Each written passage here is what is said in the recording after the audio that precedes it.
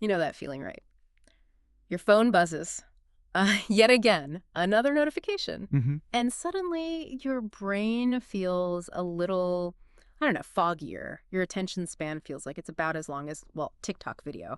Yeah, You're trying to focus maybe on work, maybe on a conversation, but that little slab of glass in your pocket, that's it. it's a constant siren song. Yeah. It promises connection, convenience, sure, but honestly, so often it just feels like more noise, more distraction. It's a really pervasive experience now, isn't it? That sort of relentless demand for our attention. Mhm. It pulls us in so many directions at once. It really, really does. And that's precisely why today we're doing a deep dive into this fascinating idea. Yeah. What if the smartphone, despite its total dominance right now, isn't the final frontier? Yeah. What if we're actually on the cusp of something, well, entirely new, an ambient paradigm, they're calling it, driven by AI, where technology isn't something you stare at, something you poke and prod, Hmm. but something that just exists all around you, subtly assisting, often invisibly.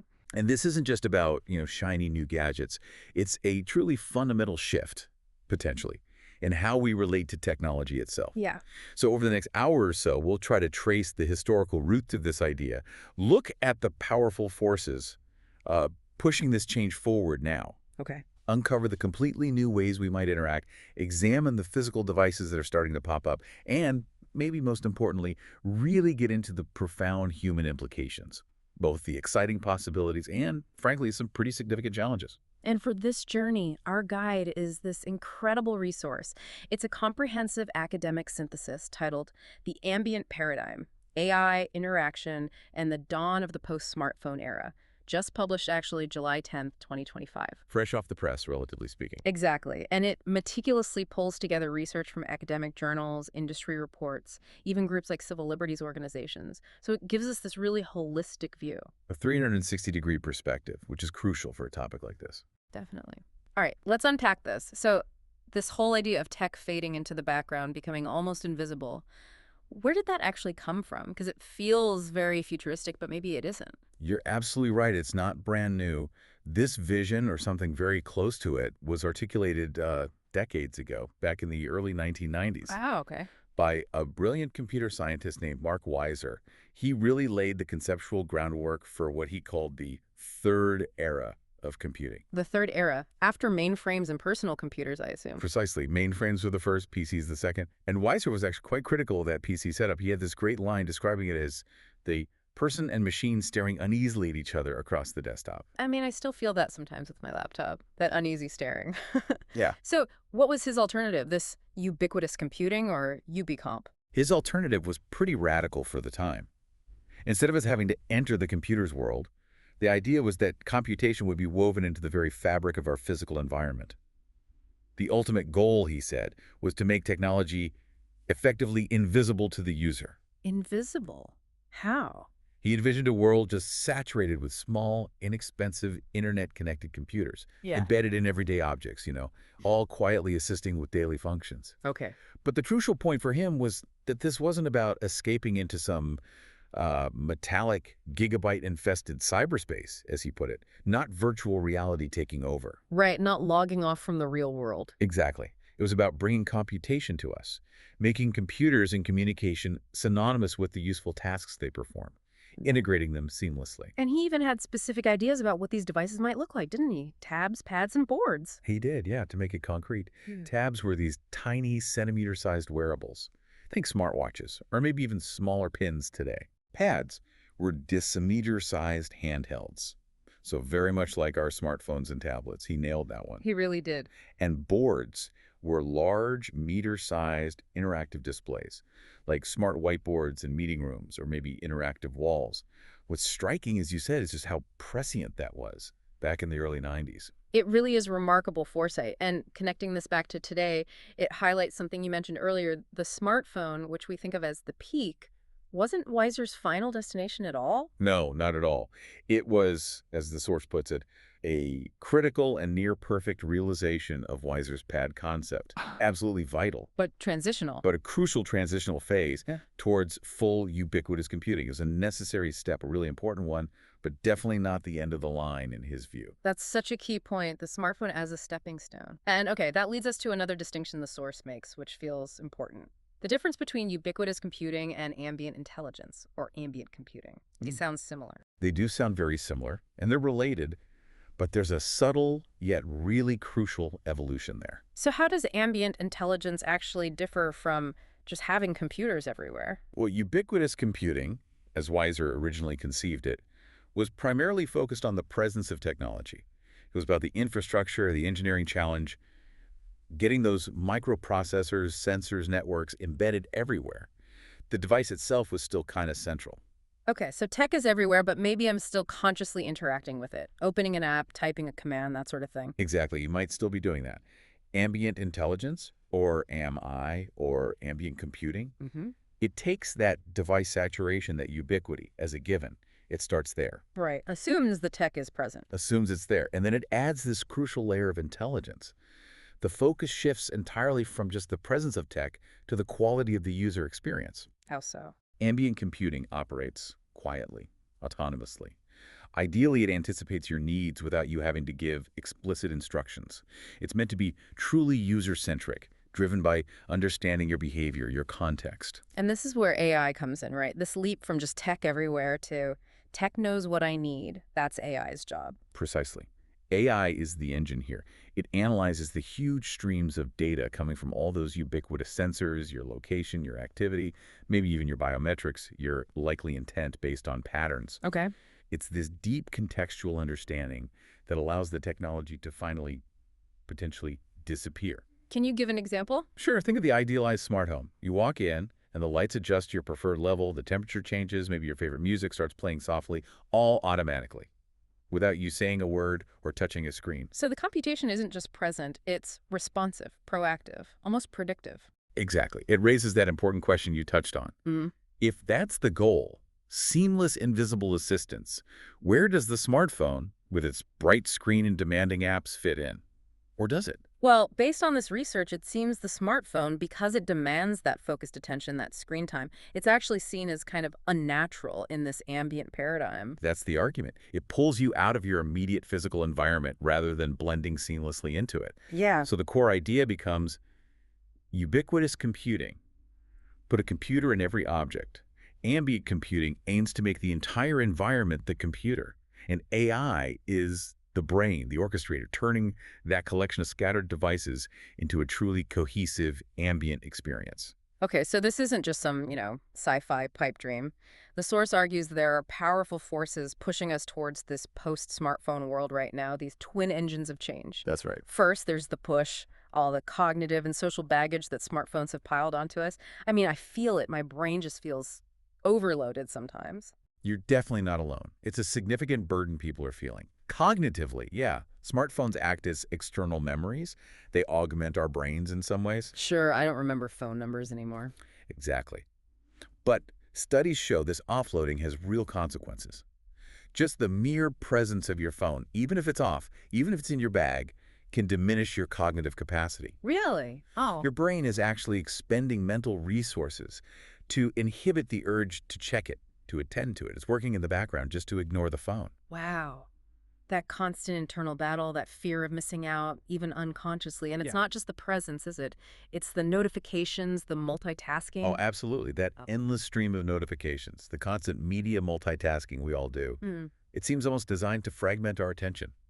It reduces our ability to filter out irrelevant information, leading to poorer sustained focus. I believe it. And research shows that people who frequently multitask on their phones report more everyday attention failures, like forgetting why they walked into a room, and they actually perform worse on working memory tests. Oh. Ouch. Then there's this thing called digital amnesia, or the Google effect. Basically, if you expect to easily find information later on a device, you're less likely to recall it yourself. You don't encode it as deeply. So we're outsourcing memory and weakening our ability to build deep knowledge. In a way, yes. It potentially erodes the deep encoding needed for critical thinking. So the smartphone, ironically designed to enhance our lives, might be inadvertently undermining our fundamental cognitive abilities. Yeah. Deep thought, clear memory, sustained attention. That's a profound hidden cost. That is really sobering. It's literally changing how we think. And beyond the cognitive stuff, there's that big psychological and social impact too. I know I'm guilty of checking my phone when I should be, fully present with someone. It's incredibly common. The phone becomes this sort of reassuring presence. It's portable, personal, this private space we carry everywhere. Yeah. But that dependence often tips into problematic usage. You mentioned phubbing, phone snubbing, ignoring the person right in front of you for your device.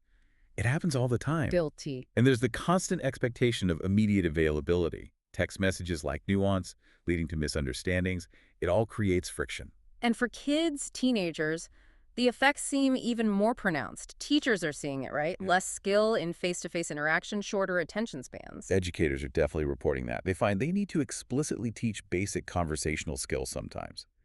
And studies strongly link high smartphone usage in adolescence to increased anxiety, depression, low self-esteem, social isolation, especially when tied to social media dynamics and cyberbullying. It's that paradox again, isn't it? Hmm. The device promised connection, but seems to be contributing to disconnection from our immediate world, physically and socially. It's a major tension. And okay, if all that wasn't enough of a push, the source also points to market and design saturation. I mean, remember when getting a new phone felt revolutionary? Now it feels incremental. It really does. Mostly slightly better cameras, slightly faster chips. This leads to what some call psychological obsolescence. Marketing drives upgrades more than real functional need. Right, convincing us we need the new shiny thing. And the experience itself often feels bloated, too many apps, too much notification noise.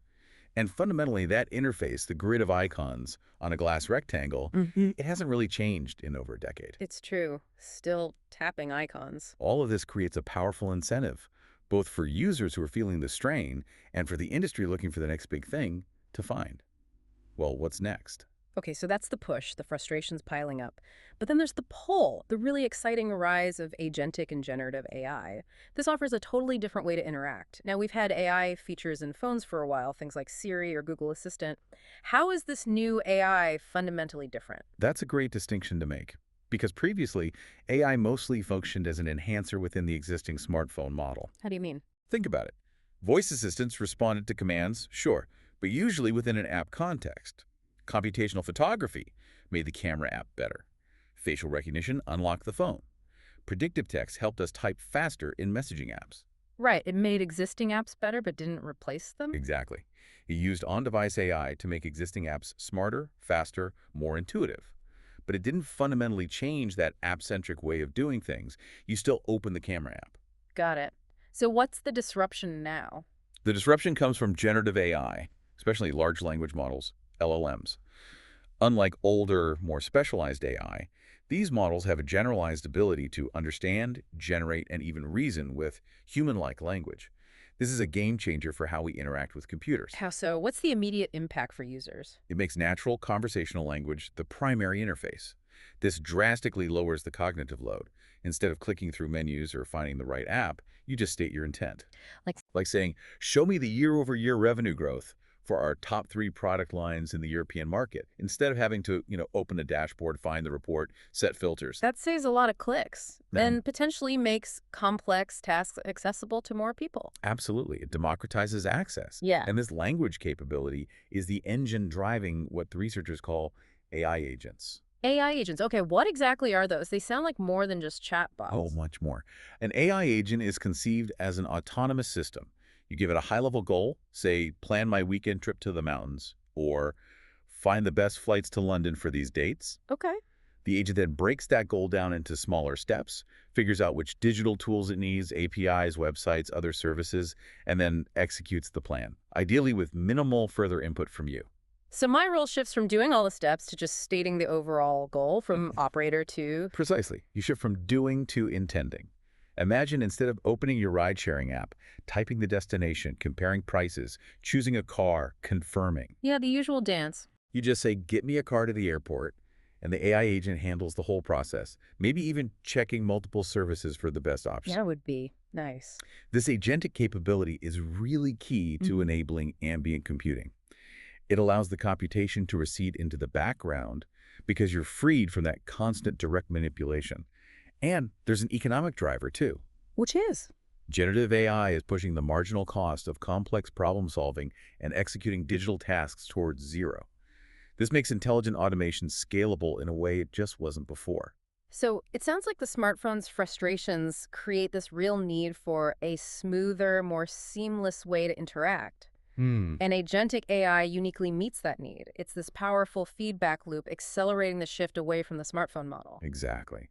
AI evolves from being just a feature inside apps to becoming an agent that operates above them, potentially dissolving the whole app ecosystem as we know it. Yeah. Dissolving the app ecosystem. That's a really profound thought.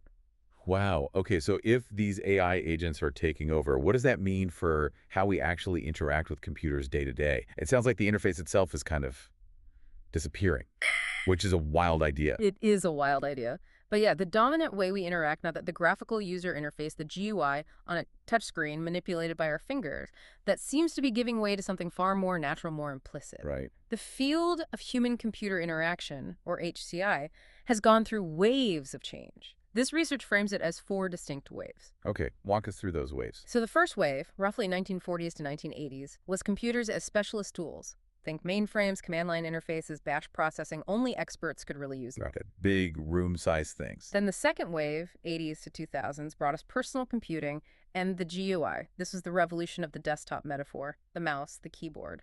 The focus was easy to learn, easy to use, through direct manipulation, clicking icons, dragging files. The era that brought computers to the masses, basically. And the third wave, that's us, right? Or where we've just been. That's the wave we've been riding, yeah. From the 2000s to, well, perhaps the present, ubiquitous and social computing. Smartphones, wireless everywhere, sensors, touch interfaces, apps, social media. The computer became this constant companion, mediating everything. Okay, and now we're entering the fourth wave. What's the fundamental shift here in terms of interaction? The fourth wave is defined by AI native and agentic interaction. And the key shift, the absolute core of it, is that interaction is no longer primarily about direct manipulation of digital objects. So not clicking and dragging. Less of that. Instead, it's about delegation and collaboration with these intelligent, autonomous agents. You, the user, shift from being the operator to being the director. You express your intent, your goal. And the AI agent does what? The AI agent understands that intent, figures out a plan, and then executes it. The focus shifts to meaning-making, mediated by the AI's reasoning abilities. So less point and click, more tell me what you want done, essentially. And this is powered by what the research calls the intent-driven interface. What are the key parts of that? Right. This new interface relies on, I'd say, three interconnected developments. First, and maybe most obviously, the primacy of natural language. Talking to our tech. Exactly. As we discussed with LLMs, plain conversation speaking or typing is becoming the most fundamental UI. It drastically reduces cognitive load. You don't need to learn complex software. You just ask or state your goal. That really does feel like it could democratize things. Now, you also mentioned a shift from prompt engineering to something called context engineering. What's the difference? That's a really interesting evolution. Prompt engineering, Hmm. figuring out the exact perfect phrase to type to get the AI to do what you want. That was maybe the first skill. Right, getting good at asking. But it's quickly moving beyond that. Context engineering is about designing the AI agent informational environment, giving it the background it needs. How do you do that? It involves dynamically pulling in relevant, up-to-date information, often using techniques like retrieval augmented generation or AIR, which lets the AI access knowledge beyond its training data. It also means integrating external memory, giving the agent access to tools, APIs, basically setting it up so it can reason more autonomously and effectively over time. So we're not just telling it what to do moment by moment, but equipping it with the resources to figure things out itself. Yeah. And the third element was multimodal interaction. Right. The interface becomes, as the source puts it, ephemeral, contextual, and fluid. It blends more seamlessly into just normal human behavior. Beyond typing and talking. Yeah, voice obviously remains a cornerstone, especially for hands-free situations. But gesture is evolving beyond just taps and swipes. Think subtle hand movements like the double pinch gesture on the Apple Watch or the much more advanced hand tracking we're seeing in AR and VR systems. In gazes, eye tracking is getting a lot of attention. Where does that fit in? Gaze is emerging as a really powerful tool. For selection, just looking at something to indicate interest, for communication, for control. You could potentially scroll a page just by reading down it, for example. Wow. There's a design principle emerging, especially in AR/VR. The eyes select, the hands manipulate. Use the incredible speed of your gaze to point or select, then use your hands for more precise actions. Eyes select, hands manipulate. Interesting. Okay, so these new ways of interacting lead to new ways of collaborating with AI. The research talks about two fundamental models here, multi-agent systems versus Centaurian systems. This sounds like it gets deep into our relationship with AI and maybe even our own agency. How do they differ? It's a really critical distinction, potentially with profound implications. The multi-agent systems model, or MAS, views the human user Hmm? and the various AI agents as distinct, separate, autonomous entities. They collaborate, sure, but through defined protocols like team members working together. So like an ecosystem, each part does its job but stays separate. Exactly. It preserves clear boundaries. You are recognizably the director, managing your team of AI assistants. It aligns with our traditional sense of control and delegation. Okay, that feels more familiar. So what about Centaurian systems? The name alone. It's evocative, isn't it? Named after the mythical half-human, half-horse. This model aims to create unified composite entities. The boundaries between the human and the AI components actually blur. They become functionally interdependent. Functionally interdependent, like fused. In a sense, it's about a much deeper, more integrated symbiosis. Think of large action models, or LAMs, which aim to translate human intent almost directly into machine execution without intermediate steps. The AI becomes an extension of your own cognitive process and vice versa. So in Centaurian systems, the line between my thought and the machine's action could become really permeable. That does sound like it could redefine what it means to be human, or at least human agency. Does this choice between MAS and Centaurian really impact our autonomy? Oh, absolutely. The source argues this architectural choice is fundamentally a debate about human agency. MAS keeps the human clearly in the director's chair. Centaurian systems, by blurring those lines, could really challenge our concepts of self, control, even responsibility. If the AI is so integrated, where does my thought end and its action begin? It makes the whole relationship much more integrated, maybe even inseparable. That's a lot to think about.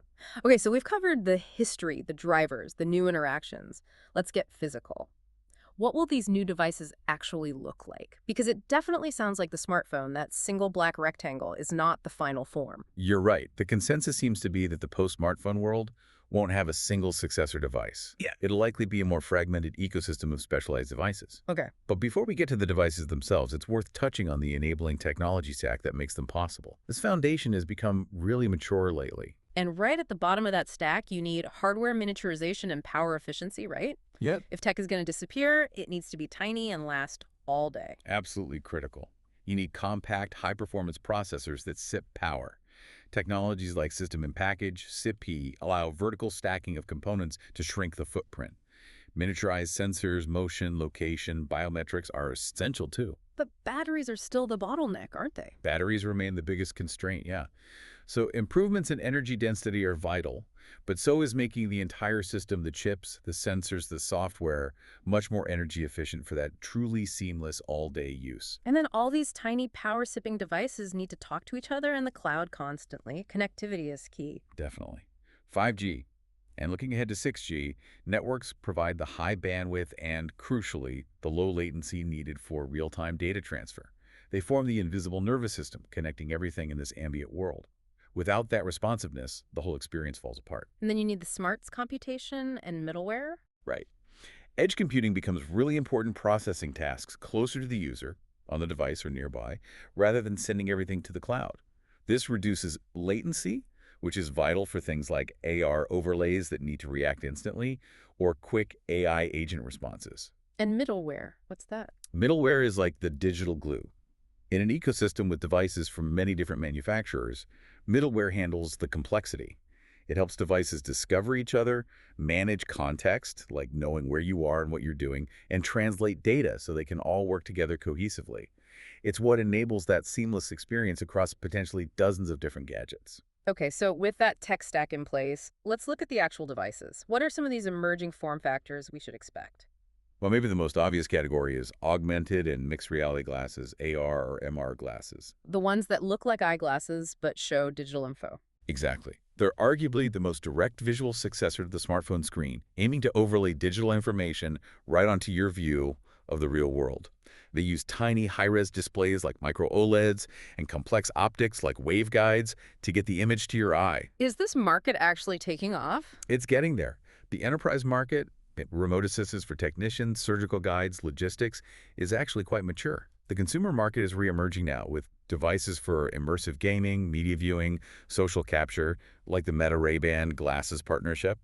The market is projected to be pretty big, maybe over $40 billion by 2029. But they still face hurdles, right? Size, weight, battery life, and just looking normal wearing them. Absolutely. Those are the big challenges. Yeah. Making them comfortable enough for all-day wear, powerful enough, long-lasting enough, and yeah, achieving social acceptance. Walking around with visible tech on your face is still a barrier for many. Okay, so AR glasses are one path. What about these dedicated AI-centric wearables? The screenless ones are starting to hear about, like the Humane AI Pin or the Rabbit R1. This is a really fascinating, different approach. These devices are betting heavily on conversational AI, minimizing or eliminating the screen altogether. Tell me about them. So you have the Humane AI Pin, which is screenless, magnetically attaches to your clothing.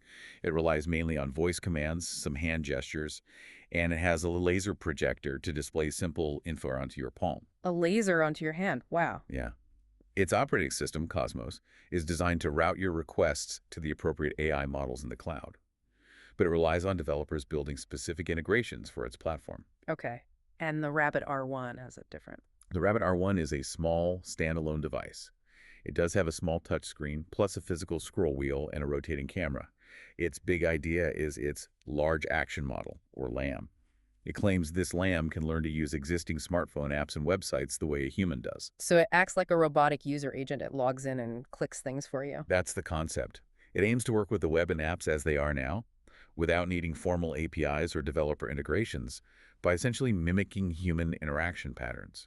That's a really different strategy. So both these devices signal a move towards more proactive, voice-first AI companions focused on automating tasks rather than displaying information visually. That seems to be the core bet they're making, yeah. Shifting interaction away from screens towards conversation and AI agents. Okay. And then there's the really far out one, the ultimate invisible interface, brain-computer interfaces, or BCIs. That sounds like pure science fiction. It definitely has that sci-fi vibe, but the goal is real. Direct communication between the human brain and an external device to effectively collapse the interface entirely. Just think, and it happens. What's the reality of BCIs today? Are people actually using them? Well, for consumers, the focus is mainly on non-invasive BCIs. These typically use EEG electroencephalography with electrodes placed on the scalp. Think of a cap or headband with sensors. Okay, so not surgery. Right. Much safer and more accessible than invasive BCIs, which involve surgically implanting electrodes directly into the brain. Those offer much higher fidelity signals, but are currently confined to really critical medical applications, like helping people with paralysis communicate or control prosthetics. So what's making these non-invasive consumer BCIs viable now? Is the tech finally good enough? A key breakthrough is applying AI and machine learning. These algorithms are getting much better at decoding the useful signals from the noisy EEG data collected non-invasively. Advances in dry electrodes, which don't require conductive gel, also make them more practical and comfortable for everyday use. And what are people using them for? The consumer market, which is projected to grow significantly, maybe over $2.7 billion in the U.S. by 2034, is focusing on things like mental wellness, neurofeedback, for focus training or managing stress, and potentially even gaming control or interacting with smart devices. So a BCI represents the theoretical endpoint of Weiser's vision. No physical action needed at all, just intent translated directly into a command. You can certainly see it that way. It's the ultimate reduction of the interface. What's really striking here is that if the future is this fragmented ecosystem, glasses, pins, maybe BCIs, who knows what else, what actually ties it all together, it can't be a single piece of hardware like the smartphone was. That's a critical point, and you've hit on the answer. The unifying element won't be a specific device. It will be the ambient intelligence layer, the AI agent, that orchestrates your experience across all these specialized devices. So the power shifts. Exactly. Yeah. Power shifts away from the owner of the app store or the hardware manufacturer towards the entity that designs and controls the ambient operating system, that core intelligence layer. That's where the real control and probably the real value will reside in this future. Which brings us, I think, to the most crucial part of this whole discussion, the human-centric analysis. What does all this mean for us? The societal, psychological, ethical implications of living in this ambient paradigm? Let's start with work, learning, our social lives. How might they change? Well, the future of work could look very different. Offices might become these intelligent ecosystems, smart space utilization, proactive maintenance alerts, frictionless access control, automated climate adjustments based on occupancy. Sounds efficient. And AI agents would automate more and more of the repetitive information processing work, freeing humans, ideally, for more creative, strategic problem solving and collaboration. But this raises a really interesting question about skills. Yeah, what skills become most valuable? My gut reaction is maybe super advanced analytical skills, being able to work with all this data. Interestingly, the research suggests maybe the opposite. As AI agents get better and better at processing information and performing analytical tasks, the relative value of human analytical skills might actually diminish. Really? So what becomes more important? The argument is that interpersonal skills, coordination, organizational skills, emotional intelligence, the things involved in effectively collaborating with both humans and AI agents, those become premium skills. Yeah. Managing that complex human-agent collaboration effectively is key. So less about crunching the numbers yourself, more about directing the AI that crunches the numbers and working effectively with the people around you. That's a shift. What about education? How does ambient computing change learning? Education could move further away from passive consumption towards more active, personalized, collaborative learning. Augmented reality, for instance, could let students interact directly with complex 3D models, think manipulating virtual molecular structures, or walking through a historically accurate reconstruction of ancient Rome. Enhancing spatial reasoning, engagement. Sounds powerful. It could be. But there's also a challenge. Cognitive overload. An AR environment packed with information could be overwhelming if not designed very carefully. The educator's role likely shifts again more towards being a facilitator of these AI-augmented learning experiences, guiding students through them. Okay. And social interaction. We talked earlier about how smartphones can make us feel disconnected. Does ambient tech fix that? Or does it create new problems? It seems to have this dual potential, which is fascinating and maybe worrying. On the plus side, yeah, removing the physical smartphone screen might make us more present in face-to-face interactions. We might actually make more eye contact. That would be nice. But there's a big but. Ubiquitous sensing and AR introduce new kinds of social friction.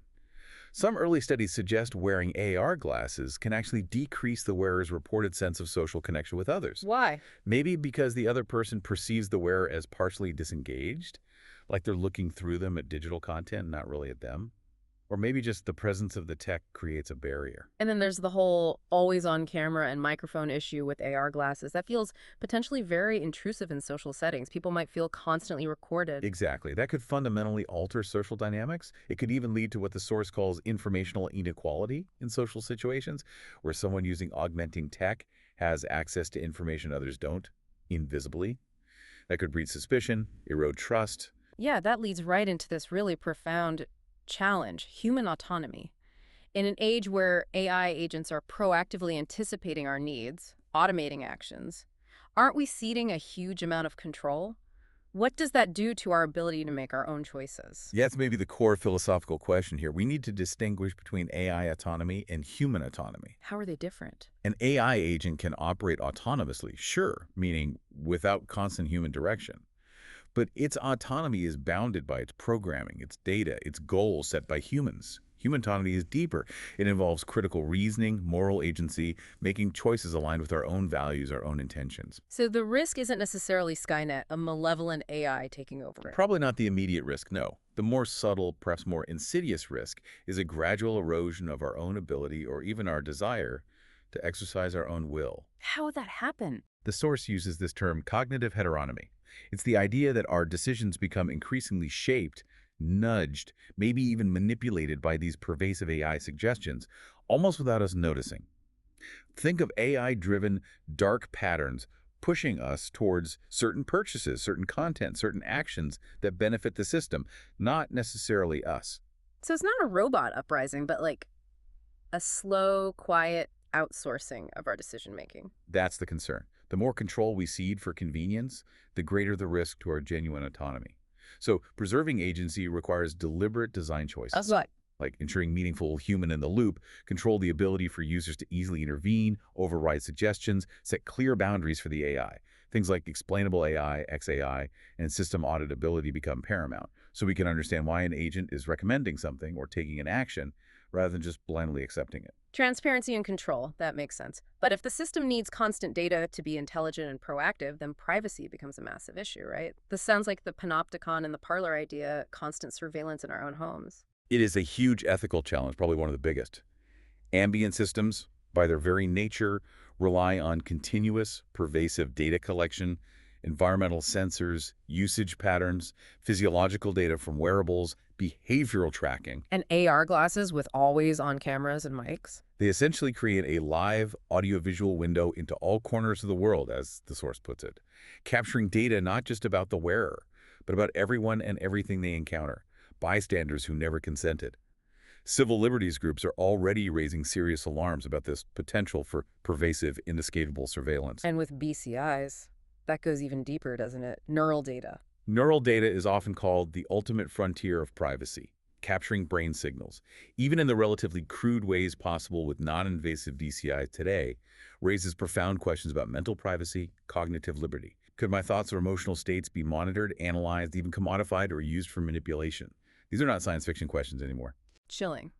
What about algorithmic bias? We see that with current AI facial recognition errors, for example. How does that play out in an ambient world? It becomes potentially much more impactful because the systems are more deeply embedded in our lives. If AI models are trained on biased data sets, which they often are, they will perpetuate and likely amplify existing societal biases. Examples. We've seen commercial facial recognition systems with higher error rates for people of color and women, voice assistants that are less accurate for certain accents or dialects. In an ambient world, imagine those biases creeping into personalized healthcare recommendations delivered by an AI agent, or into automated decisions made by a smart home security system. The potential for discriminatory outcomes is significant. And all this hyperconnectivity must create enormous security risks, too, if everything is connected. It creates a vastly expanded attack surface, yes. This complex mesh of interoperable devices, wearables, sensors, smart appliances, AI agents means a single vulnerability could potentially be exploited to gain access to incredibly intimate personal data. Or worse, allow attackers to control aspects of your physical environment, security systems, locks, thermostats, or even compromise wearable health devices.